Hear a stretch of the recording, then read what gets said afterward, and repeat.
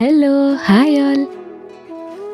నాకు కూడా Thursday evening మా జర్నీ స్టార్ట్ అయినప్పటి నుండి ఎక్సైట్‌మెంట్‌లో ఉన్నా.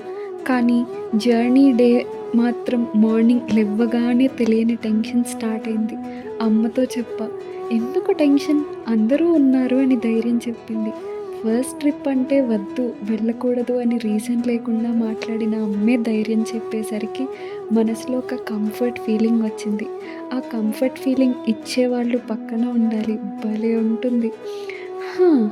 బ్యాగ్స్ పెట్టేసి, షూస్ నీళ్ళలో తడిపేసి, వాటికి కొత్తపల్లి వాటర్ ఫాల్స్ నీళ్ళతో స్నానం చేపించి పక్కన నిల్చోబెట్టేసాం నేను, చిన్ని. కొంచెం సేపు కాళ్ళు నీళ్ళల్లో పెట్టి మేము గట్టు పైన కూర్చున్నాం. బావుంది చల్లగా నీళ్ళల్లో కాళ్ళు పెట్టుకొని కూర్చోవడం. నేను, వర్ష, సిరి, చిన్ని ప్లాన్ వేసి నీళ్ళు జల్లి తడిపాం. చిన్ని సేమ్ మా పైన అలానే చేసింది. అక్కడతో హాఫ్ తడిచాం. ఇది బానే ఉంది. ఈ దివాకర్ బాబు వెళ్ళి నీళ్ళలోనే కూర్చున్నాడు. మెడ వరకు నీళ్లున్నాయి. బాబోయ్! లోతుందనుకున్నా, లేచి నిల్చొని లోతేం లేదు అన్నాడు.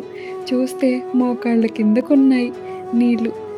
ఇదేదో బావుంది అని నేను, చిన్ని, వర్ష, సిరి వెళ్ళాం నీళ్ళలోకి. అక్కడి నీళ్ళల్లోకి దిగేటప్పుడు రాయి జారుకుంది. భయపడ్డాం. అందరినీ దివాకర్ నీళ్ళల్లోకి దించాడు జాగ్రత్తగా.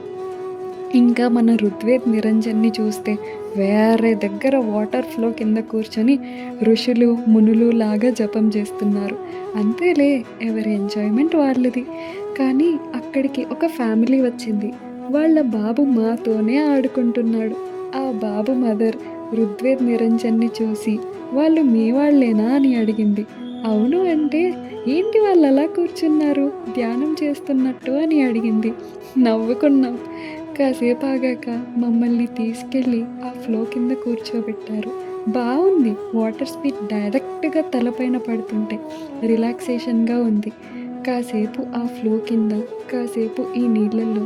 అక్కడ వాళ్ళిద్దరు, ఇక్కడ ఈ ఐదుగురు సరిపోయాం. ఆ తరువాత ఏం జరిగిందో తెలుసుకోవాలంటే నెక్స్ట్ పార్ట్ కోసం వేచి ఉండండి.